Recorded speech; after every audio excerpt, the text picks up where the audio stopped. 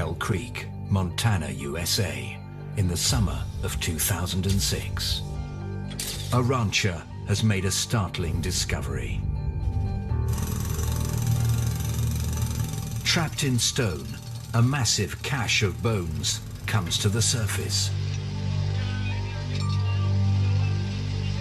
Piece by piece, they unearth the skeletons of two prehistoric giants.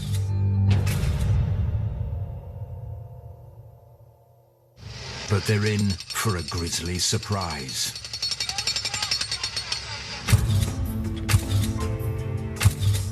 At every turn, they uncover signs of violence. A fight to the death. The tangle of bones is so large, the team must break the massive 40-ton fossils into pieces to move them.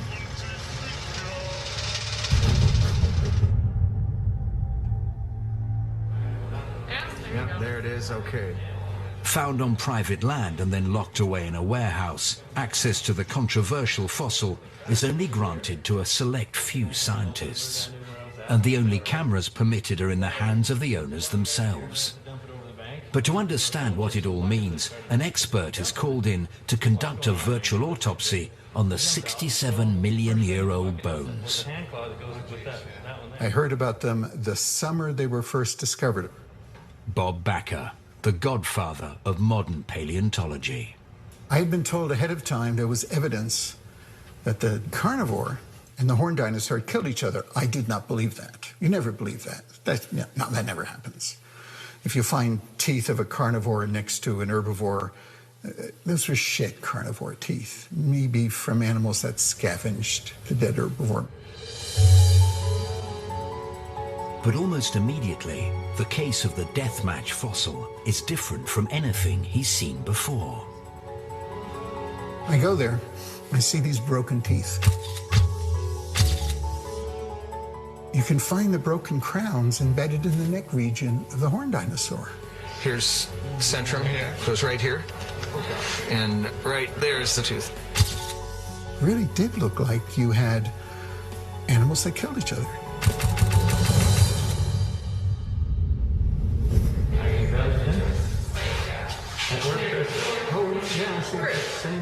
Yeah. But that's a break. He begins his investigation by examining the victim. 4 tons, 5 tons, 10,000 pounds? Yeah. The horned dinosaur was ginormous, biggest one I've ever seen. It had perfect front feet, perfect back feet. This is fabulous. A massive plant-eating triceratops. The size of an African elephant, 10 tons of muscle and bone. An armored skull with enormous horns. This is not a creature you want to mess with. This is a scary hard target. The body is extremely compact.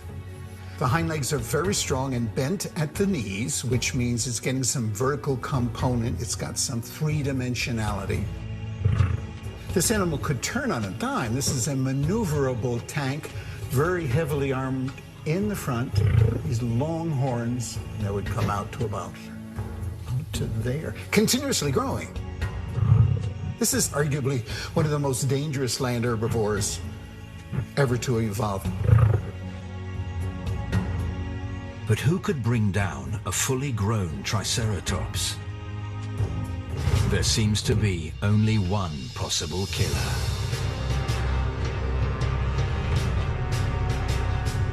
T-Rex, the king of the dinosaurs. 9 tons, a mouth full of 60 teeth the size of kitchen knives, jaws that can crush solid bone. This is the ultimate apex predator. Tyrannosaurus rex, the last members of their family to evolve, the largest by far, probably the strongest dinosaurian carnivores. One bite of these teeth, correctly positioned, could kill any other dinosaur. But there's a problem. As Bob Backer turns his attention to the killer's skeleton, it's clear that this isn't the T-Rex he's expecting. The skull is just 28 inches long. The legs less than half the size of a fully grown Tyrannosaurus. What is this? A juvenile T-Rex? Or something else entirely? This thing would have behaved totally different from T-Rex. For Bob Backer, this deathmatch fossil is a smoking gun that could at last resolve a mystery that's been bothering him for decades.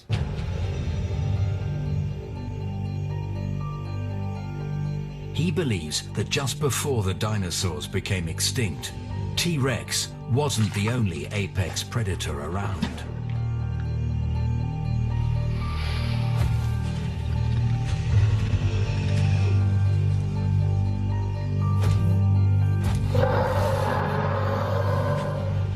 To reveal this killer's identity, we must now re-examine a forgotten trail of clues that winds its way deep into museum basements across America.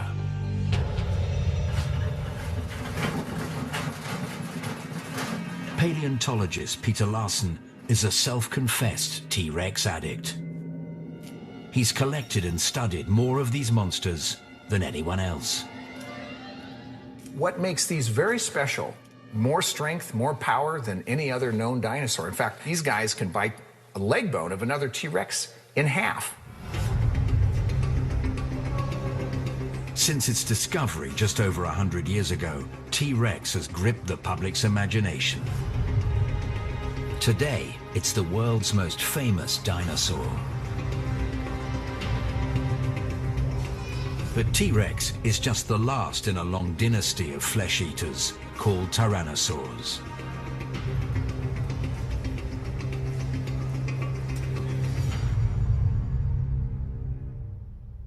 Tyrannosaurs lived at the end of the age of dinosaurs. We see them starting at the early Cretaceous, but by the time we get to the late Cretaceous, they're a very, very specialized group. Over the course of 80 million years, they evolved from speedy dog-sized ancestors, getting larger, growing bigger heads and bigger teeth, until they culminated in double-decker bus-sized T-Rex, the pinnacle of tyrannosaur evolution. They are actually one of the largest bipedal animals that ever lived on the face of the earth. Scientists have long believed that T-Rex ruled alone. But could our obsession with this monstrous creature have blinded us to another ferocious species lurking in its shadow?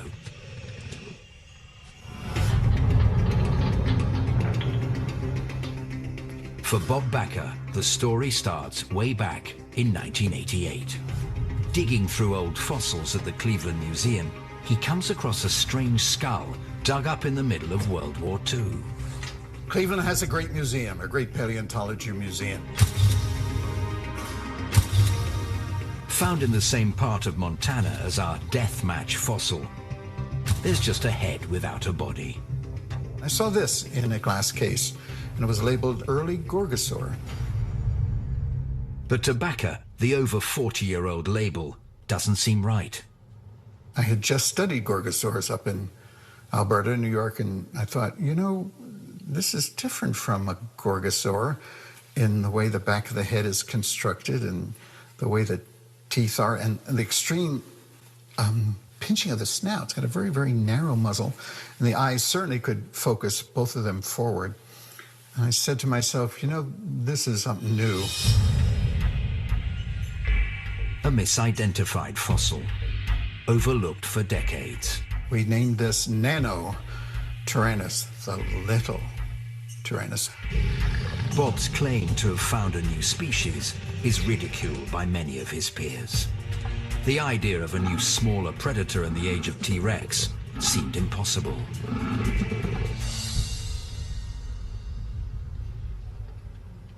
Tyrannosaur expert Phil Curry supports Backer's argument that the Cleveland skull is a new kind of dinosaur. The big problem is, because we never found a baby Tyrannosaurus rex, people started thinking about Nanotyrannus as possibly a juvenile of Tyrannosaurus rex. We now have a whole range of polarized thinking on whether Nanotyrannus represents a baby Tyrannosaurus rex, whether it represents a different species of Tyrannosaurus, or whether it in fact represents a totally different genus from Tyrannosaurus rex. Most paleontologists are still polarized on their thinking about whether Nanotyrannus is valid or not. With only a skull and no body, the theory of Nanotyrannus' existence isn't accepted by the scientific community. But the mysterious predator in the deathmatch fossil might be the piece of evidence Backer and Curry have been waiting for. Every clue that the team gleans from the bones could help to reshape our view of T-Rex's kingdom.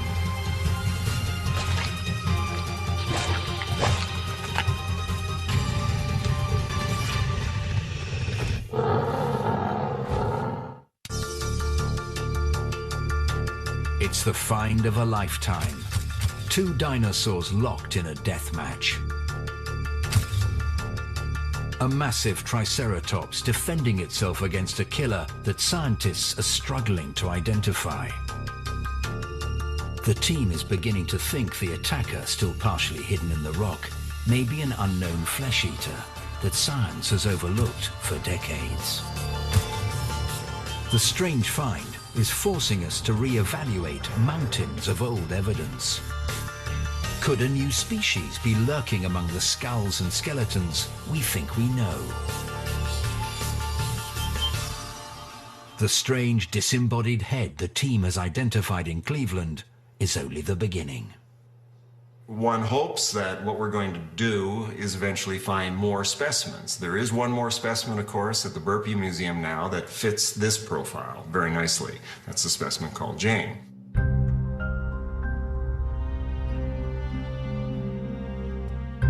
Jane, another intriguing pint-sized predator, is on display in a museum in Illinois. Found 5 years earlier in the exact same part of Montana as the deathmatch fossil, she's labeled as the only existing example of a complete juvenile T-Rex. But is that what she really is? Like the deathmatch fossil, she's less than half the size of an adult T-Rex. One of the reasons that Jane is very special is that she's kind of at the center of this debate, or she's been at the center of debate for a while. And the debate is over a species of dinosaur, a controversial dinosaur called Nanotyrannus. And this argument has focused on a single skull that was collected in 1942 by the Cleveland Museum of Natural History. And then when we found Jane in 2001 and excavated her in 2002, not only did we have a nearly complete skull, but over 50% of the body. So we had all this new data for paleontologists to argue about. Phil Manning, Professor of Natural History at the University of Manchester, has travelled from the UK to examine Jane.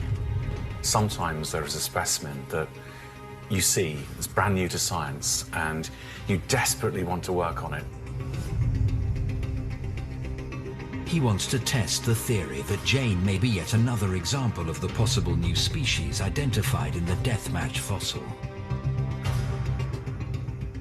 When we study the bones of dinosaurs, we can now deploy some of the most incredible 21st century science which has never been deployed before in the field of vertebrate paleontology. The system he's using is called a LiDAR scanner. The machine fires a laser beam at Jane's skeleton, taking thousands of tiny measurements of every single bone. It will create an incredibly precise digital copy of her 23-foot-long body. It allows us amazing insight, which tells us vast amounts of information on the animal as a living organism. The plan is that the new technology will be able to put flesh back on the bones and figure out her body type.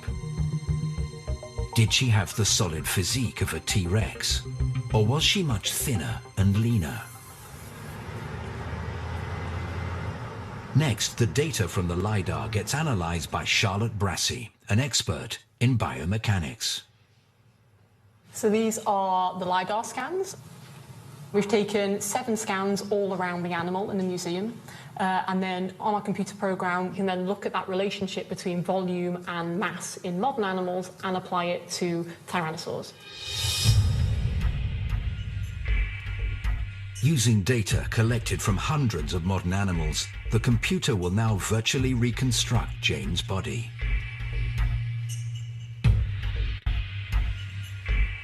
Body mass is actually really important for controlling a number of physiological properties. So, for example, how fast this animal might run, the kind of things that they could be predating upon is a function of how much they weigh. The computer analysis gives an intriguing answer. Using this technique, we've estimated that the body mass of this particular tyrannosaur is somewhere between 600 kilo and 900 kilo. And if we compare that to other tyrannosaurs, such as T-Rex, we get values somewhere between 9 and 6 tons. With Jane, because we've reconstructed her as having quite a small body mass, we might expect her to be more agile than T-Rex, for example. Thin and agile, a nimble runner. It could mean that she's not a T-Rex at all, but a totally different species. Or it could mean that teenage T-Rexes were slim and scrawny and needed to pack on the pounds to plump up into beefy adults. To determine the answer, the scientists must work out her age. But how do you do that with an animal that's been dead for over 60 million years? The answer could be locked inside the bones of her fossilized skeleton.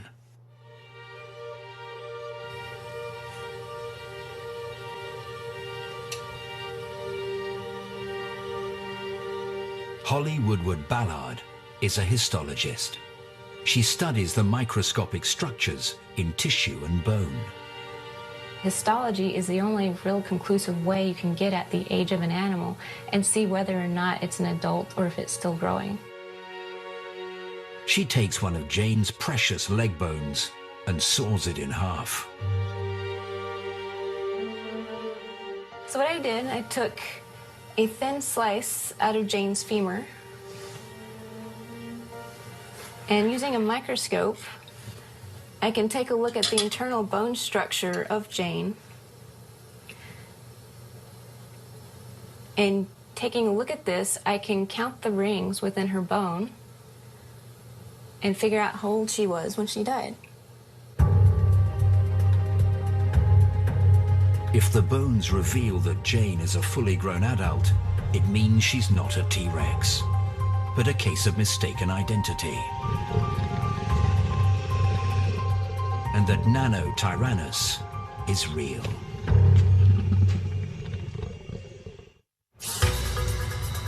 With the mysterious predator from the Dino Deathmatch still encased in rock, Holly Woodward Ballard is examining the growth patterns of another suspect's leg bones.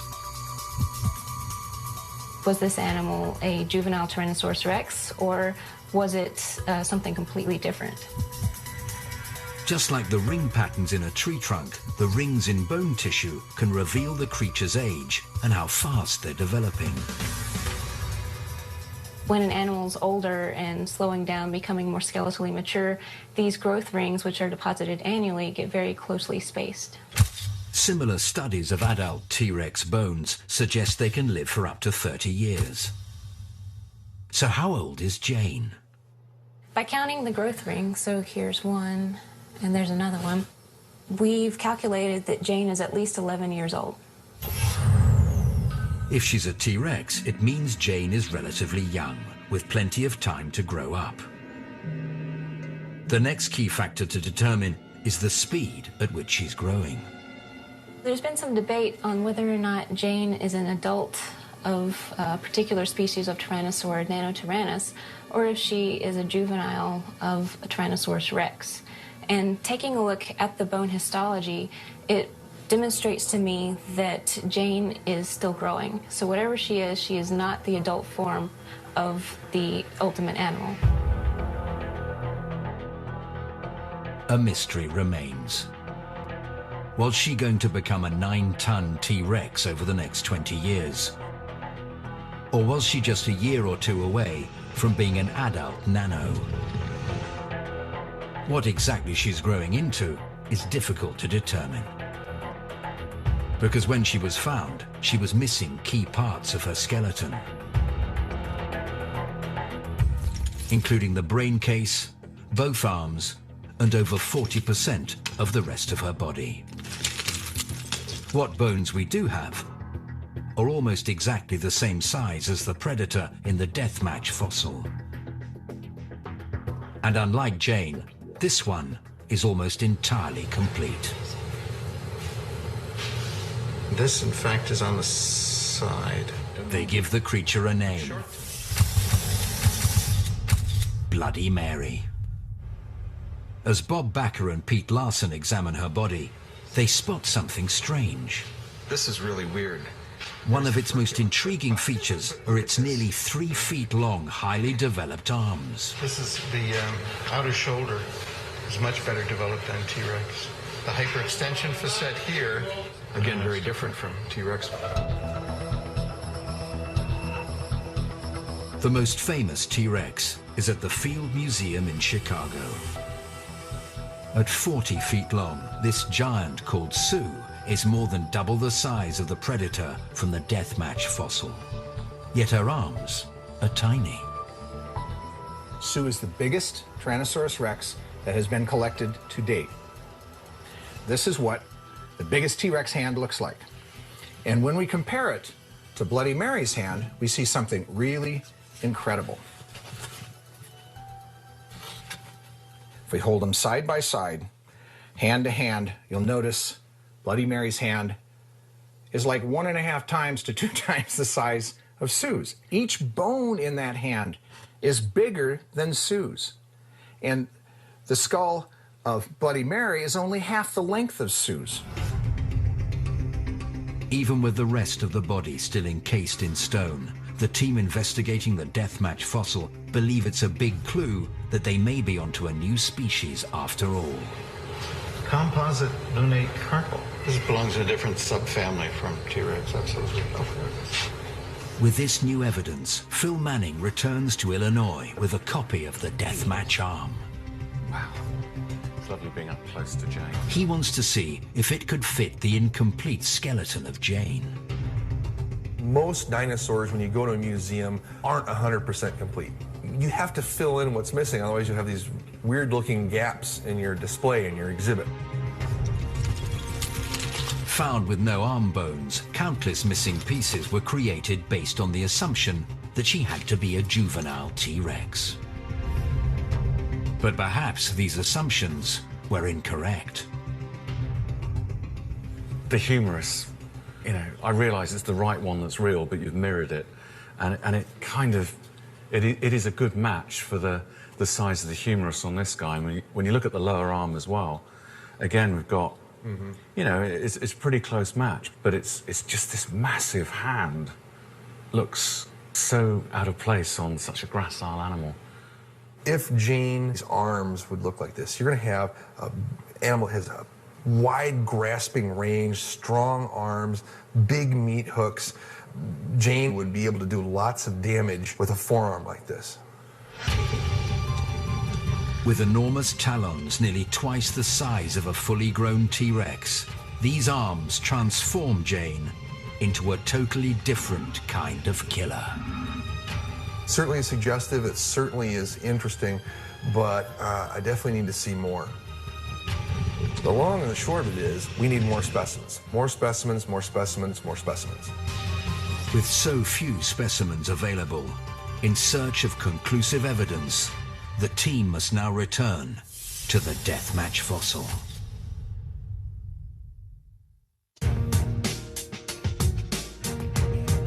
Like a body at a crime scene, the predator in the deathmatch fossil is full of clues.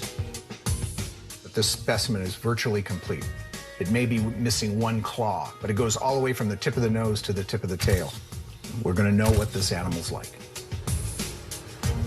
Skulls are rich in anatomical characteristics that experts can use to tell animals apart.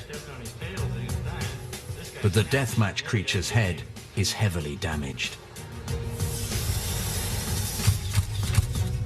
And one of its key features, the brain case, is still embedded deep in the rock.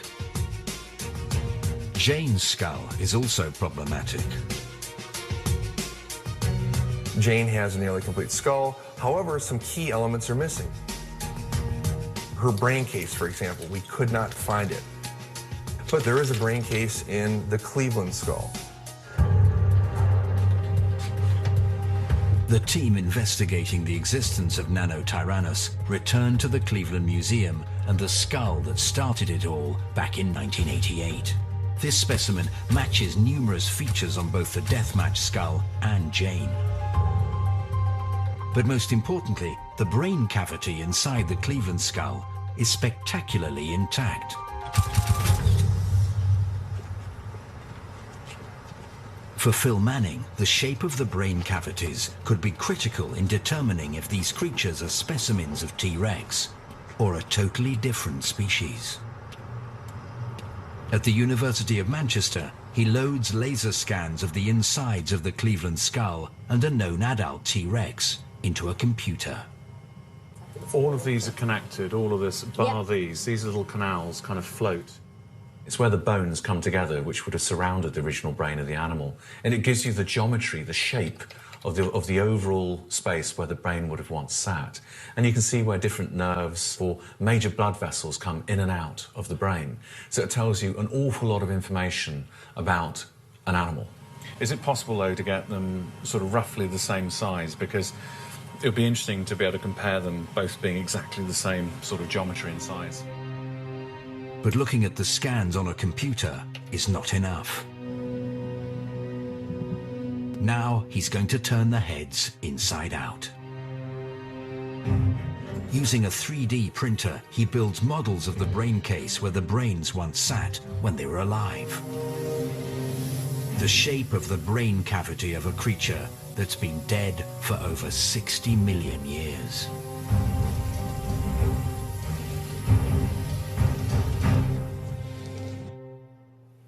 It's really cool having both brain cases of two animals that have caused much confusion in the last few years. T-Rex, we all know and love, and we can sort of work out its geometry for the first time in glorious 3D as a rapid prototype, comparing it with this animal which has had the real questionable identity. And when you look at the overall shape, the geometry of that space is quite different between these two individuals. This being the Cleveland skull, and this being a skull of Tyrannosaurus rex. The positions of the blood vessels and optic nerve attachments on the two brains do not match.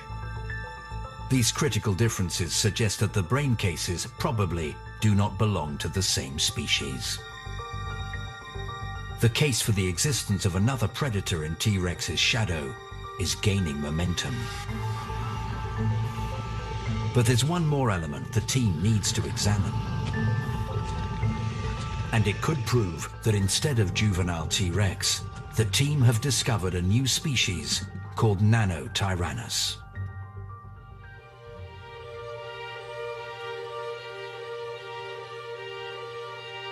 In a basement bone depository in Texas, Pete Larson is comparing the jaws of the potential Nanotyrannus skeletons with those of an adult T-Rex.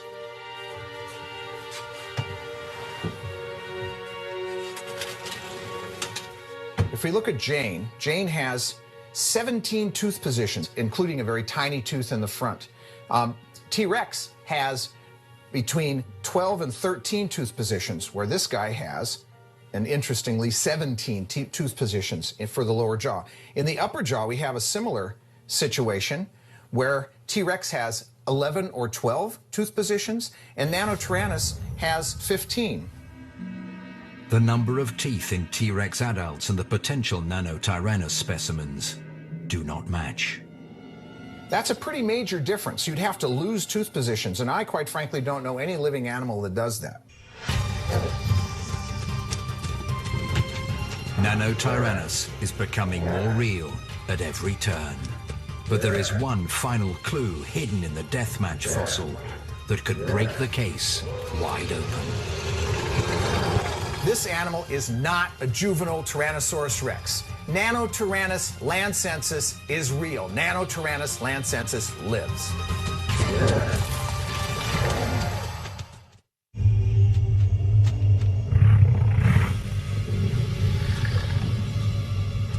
A cunning Nanotyrannus stalks a 12-ton Triceratops. He must plan his attack on the heavily armed plant eater carefully. He'll have just one shot at making the kill. But then something goes terribly wrong.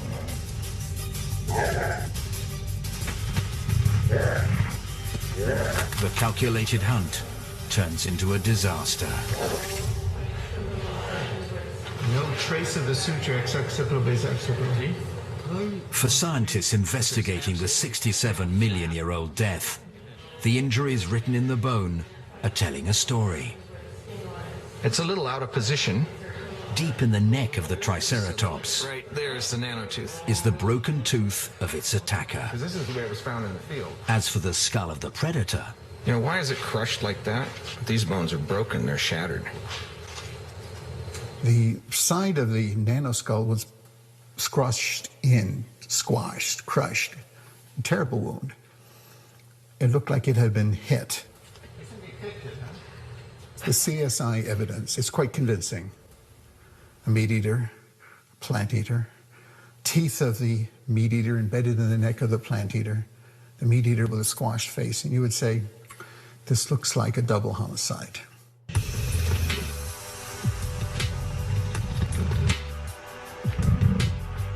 but there's a fundamental problem with the story. It breaks one of the cardinal rules of the animal kingdom. Why would a small predator take on a heavily armored Triceratops, one of the most dangerous vegetarians ever to walk the earth? Even today, hunting is a game of calculated risk. Predators conserve energy, and they do not take on prey they know they cannot kill with ease.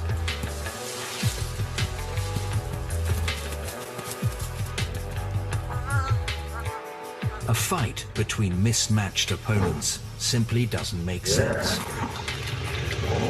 To go after a Triceratops on your own, you must be able to kill with a single blow. And the only known creature physically capable of that is T-Rex.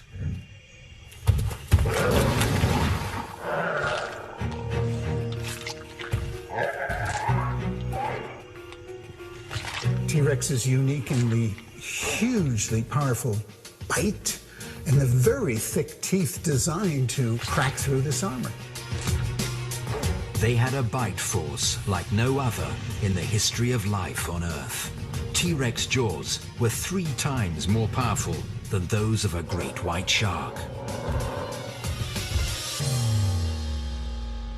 The beauty of T-Rex, and T-Rex alone of its family, is these are armor crushing. But are the teeth of Nanotyrannus also in that category? T-Rex tooth on this hand, Nanotyrannus on this hand. And if we look at them in cross-section, we'll see that a T-Rex tooth is very round and one is compressed. Nanotyrannus is compressed. Very peculiar difference between these two dinosaurs. This round cross-section on Tyrannosaurus tooth compared to the flattened cross-section or the compressed cross-section of Nanotyrannus is important because they use their teeth in different ways. Nanotyrannus stripped the flesh off dinosaur bones. T-Rex ate dinosaur carcasses, including the bones. These were bone-crushing teeth. These were very strong teeth. If Nanotyrannus would have tried that, its teeth would have broken. The difference in the shape of the teeth is more than just another potential difference between T-Rex and Nanotyrannus. It's a clue that will force the team to rethink the way the deathmatch played out.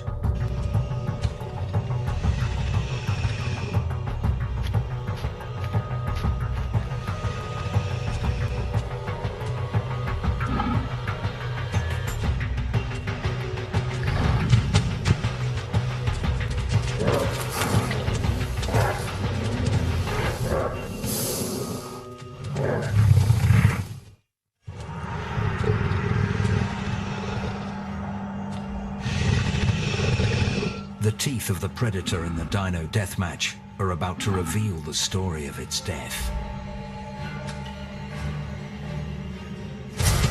If they were designed to lacerate flesh and not kill with a single bite, this suggests that instead of hunting alone, Nanotyrannus operated as part of a pack.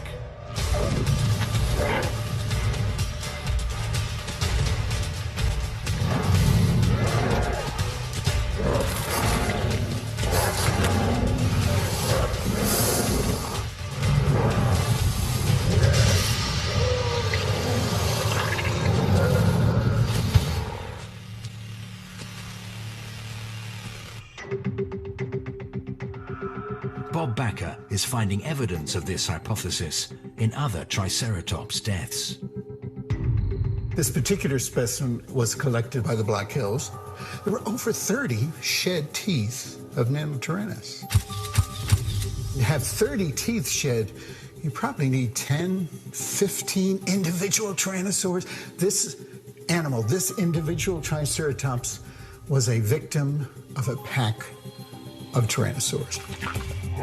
It could mean that the world of T-Rex was far more complex than previously thought.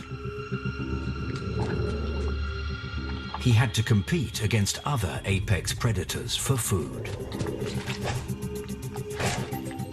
It seems strange. For nearly 100 years, we looked at the Hell Creek Formation and its fossils and thought there was only really one big top predator in T-Rex. It seemed almost starved of what should be a much more tiered ecology, which we just didn't see.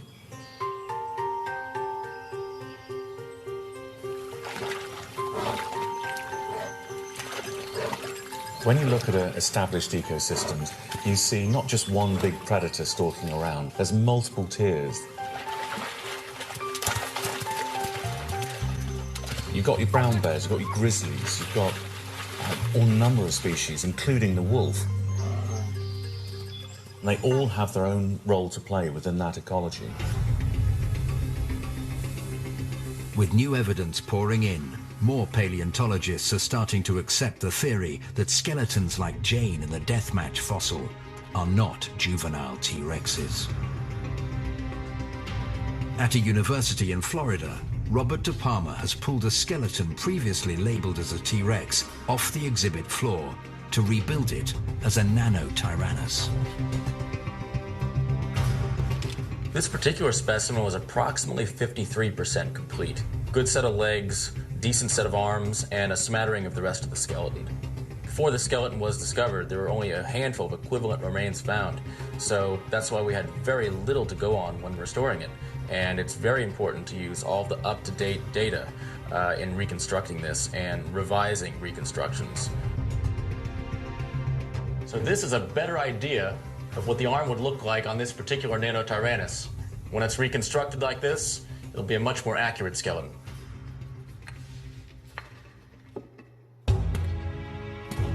Pete Larson and the team are now using everything they've learned to bring the Nanotyrannus they believe in back to life.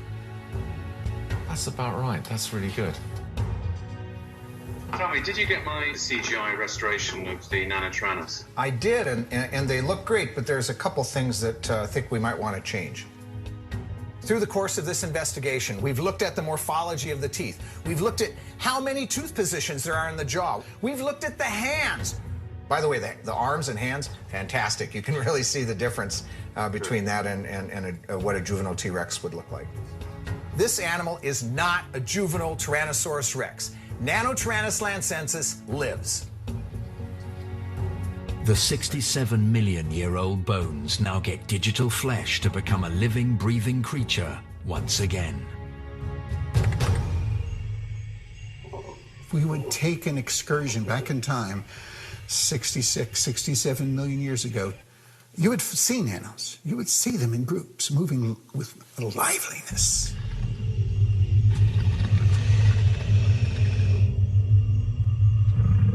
Now the full story of the deathmatch fossil is at last playing out.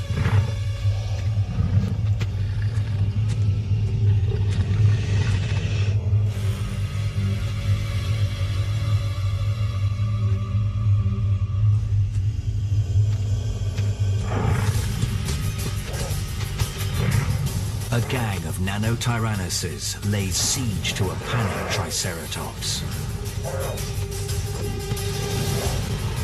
It fights back as best it can.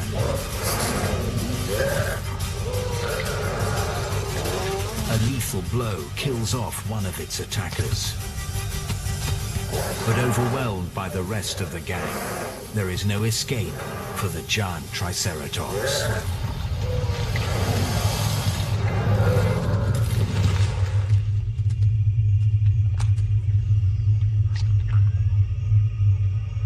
The bones of the dead will now travel through time.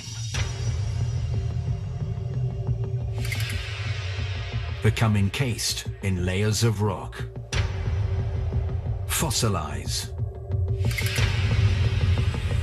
And 67